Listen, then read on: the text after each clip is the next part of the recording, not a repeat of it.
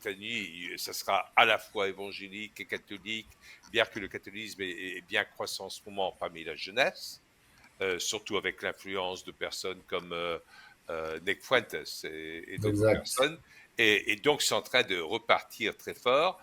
Et je suis moi-même étonné qu'en l'espace d'un an, 2 ans ou 3 ans, alors qu'avant, les gens étaient là, puis on leur disait, mais quelles sont vos croyances? La personne disait, je suis catholique, catholique.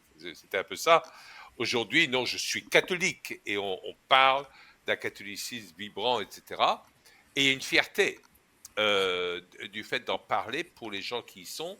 Parce que c'est pas la fierté d'appartenir à une structure, mais c'est de se faire l'écho d'une foi qui est structurée, qui a une institution autour d'elle.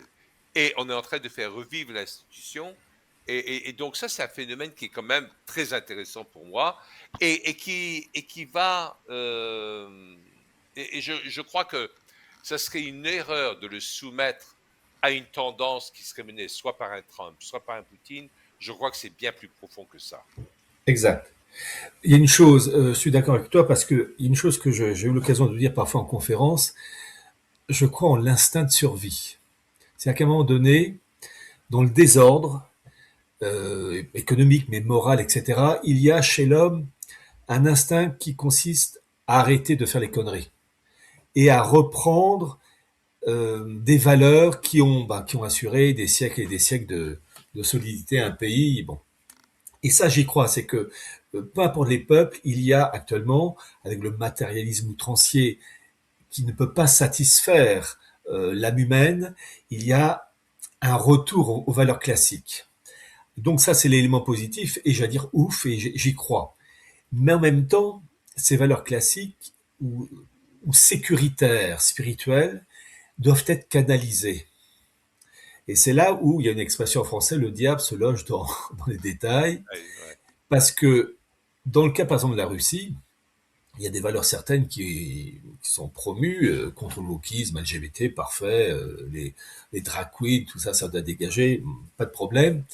Mais par exemple, dans le cas de la Russie, et même on va voir la même chose chez Trump, c'est plutôt la mise en valeur d'un principe qu'on appellerait la tradition primordiale. C'est-à-dire la tradition primordiale qui consiste à respecter des valeurs classiques. La famille traditionnelle, respect des parents, enfin des valeurs, on y adhère.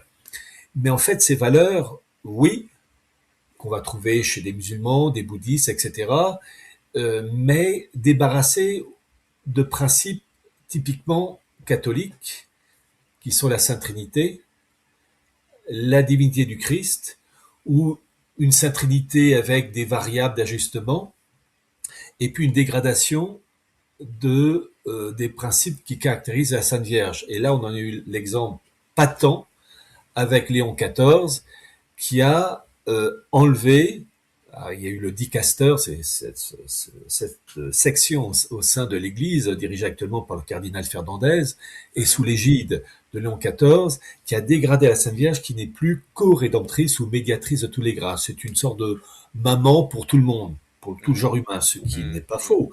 Mais ce n'est pas que ça. C'est l'Immaculée Conception, c'est la Mère de Dieu, etc. Et puis c'est elle aussi qui est la porte-parole, qui transmet les prières des hommes à son fils, et Christ face à sa mère, il doit céder, voilà.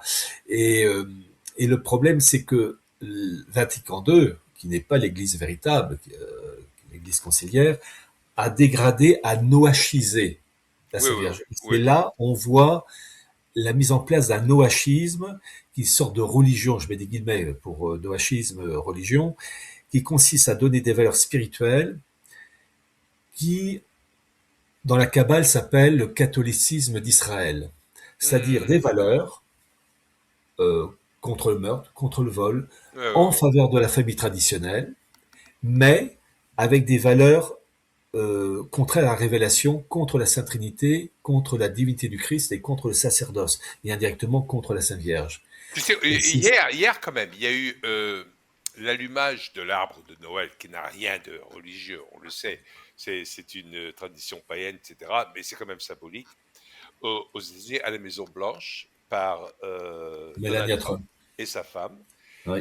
Et J'ai vu Donald la Trump, vidéo, oui. Au lieu de faire les trucs habituels que se faisait de plus en plus, là, il a pris le temps de citer la Bible en parlant du Christ, qui est la lumière du monde. Mhm. Et donc, c'était très, très, très. Et le choix des versets qu'il a pris, il les a pris dans Matthieu, hein, et il les a pris dans le Sermon sur la montagne, ils étaient très puissants. Mhm. Et là, bah, c'est plutôt encourageant, parce que Oui, il c'est y a, encourageant, y a plein de gens qui mais disent, oui, il faut faire attention parce que, alors on va me traiter de puriste.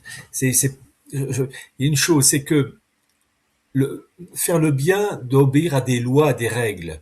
Si on est catholique, on doit respecter euh, la tradition de l'Église. Et un élan spirituel est à souligner, mais il doit obéir, si on est catholique, j'entends, à l'obéissance de certains critères indémodables. Et un Trump qui va citer le Christ, on va dire très bien, mais il va en même temps soutenir les Lubavitch et être en faveur de la reconstruction du troisième temple, qui mhm. par définition est l'ennemi de la croix.